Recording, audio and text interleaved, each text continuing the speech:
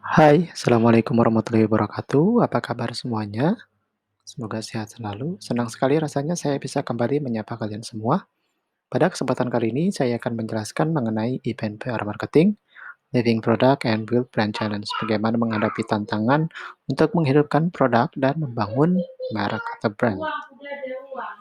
Humas ketika ditugaskan dalam sebuah event, dan eventnya adalah event marketing, maka ketiga fokus yang perlu diperhatikan yaitu bagaimana fokus terhadap produk yang diberikan atau dibawa, kemudian merek yang ada dalam produk tersebut, yang ketiga adalah market, bagaimana membangun atau mencapai pasar yang tepat.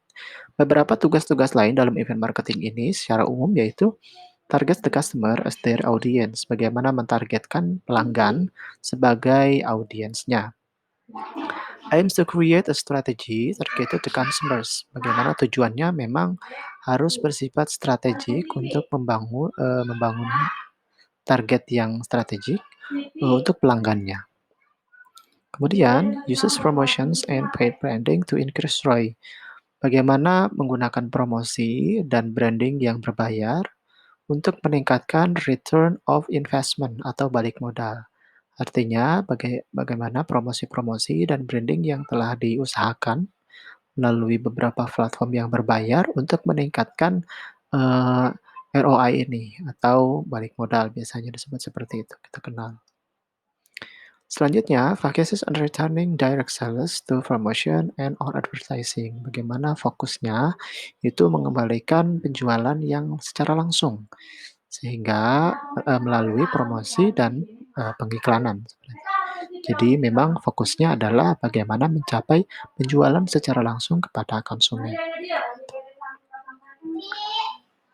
Berikutnya, beberapa tugas-tugas yang perlu kalian pahami ketika humas, ditugaskan untuk mengorganisir sebuah event, maka ada 6 poin yang perlu diperhatikan atau biasanya menjadi, tugas-tugas utama yang perlu diselesaikan dalam penyelenggaraan event ini. Yang pertama, ini adalah publikasi.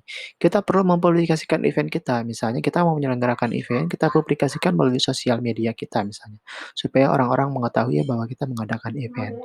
Ini juga sekaligus sebagai promosi dalam event yang akan kita selenggarakan ini. Maka dari itu, publikasinya ini kita harus mencapainya di berbagai macam media dan platform, sehingga bisa dicapai oleh kalangan masyarakat secara luas. Berikutnya, speeches ini adalah, pidato atau penyampaian secara verbal. Ketika kita menyelenggarakan event, secara, tidak mungkin tidak ya, kita, tidak menyampaikan secara verbal atau secara langsung, menyampaikan suatu hal atau menyampaikan produk atau mengiklankan produk kita secara langsung. Maka dari itu, kita perlu membuat sebuah program di mana, penyampaian-penyampaian berkaitan dengan produk-produk ini juga ada dalam, event itu sendiri. Jadi ini tidak bisa dilewatkan. Berikutnya, media identity ini adalah membangun identitas di media.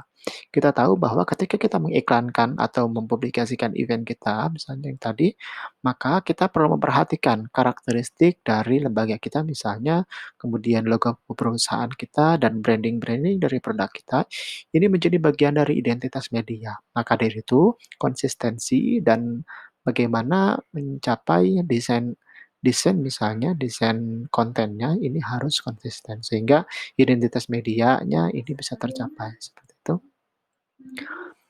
Berikutnya ini adalah news atau berita.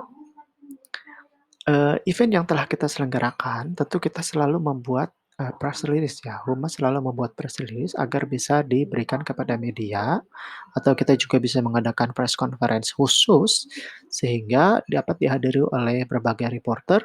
Oleh karena itu mereka dapat mempublikasikannya di beberapa, lini berita, baik itu media massa cetak ataupun media online, Berikutnya public service, bagaimana memberikan pelayanan publik secara baik. Tidak hanya akomodasi, namun juga pelayanan-pelayanan khusus supaya mereka lebih enjoy menikmati event kita. Terakhir, ini adalah sponsorship. Sponsorship adalah, bagaimana kita dapat bekerja sama dengan lembaga-lembaga luar agar dapat membantu atau mensupport kegiatan event kita. Dan tujuan penting dari sponsorship ini adalah bagaimana membangun kerjasama yang lebih luas lagi dan jangka panjang. Nah, ke-6 poin ini memang menjadi perhatian utama atau tugas utama yang umumnya, dilakukan oleh humas ketika di, penyelenggaraan event. Berikutnya ada beberapa bentuk-bentuk event marketing. Ketika kita menyelenggarakan event, maka terdapat, banyak bentuk-bentuknya. Yang pertama ini adalah conferences. Conference adalah a meeting of several people to discuss a particular topic. Conference ini adalah biasanya sebuah pertemuan oleh beberapa orang untuk mendiskusikan, topik-topik tertentu.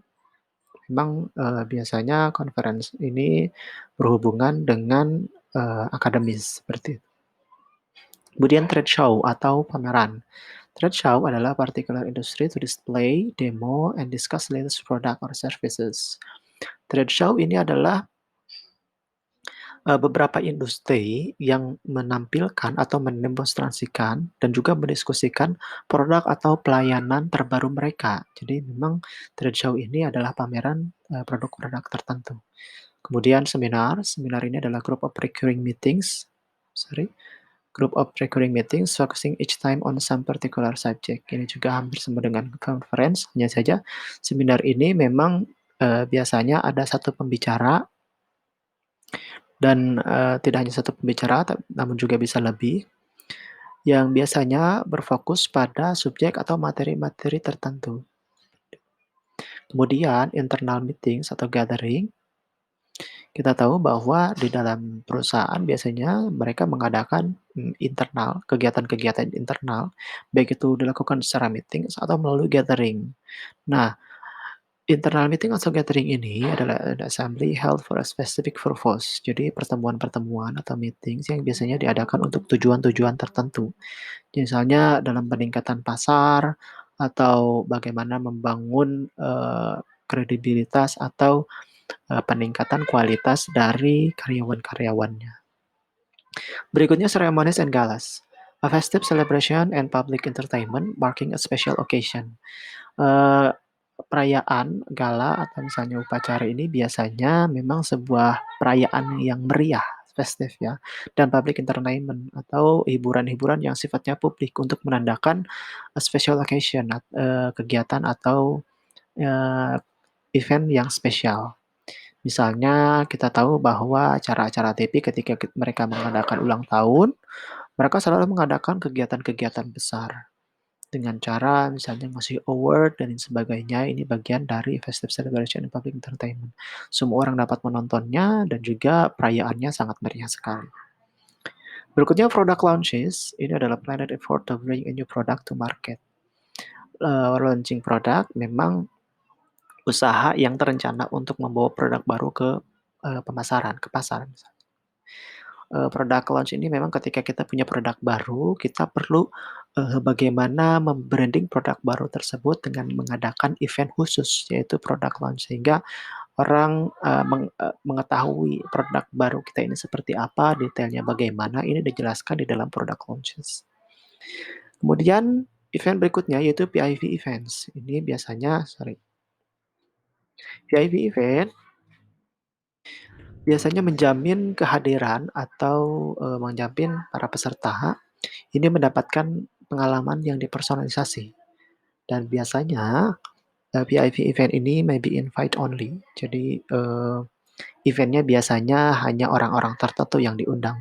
Kalaupun terbuka untuk umum, biasanya VIP event ini, harga tiketingnya ini akan sangat tinggi. Kenapa? Karena kualitas atau pelayanan yang ada dalam event ini sangat luar biasa bagusnya. Kemudian event berikutnya itu job fairs. Ini provides opportunities for job seekers to meet with many employers.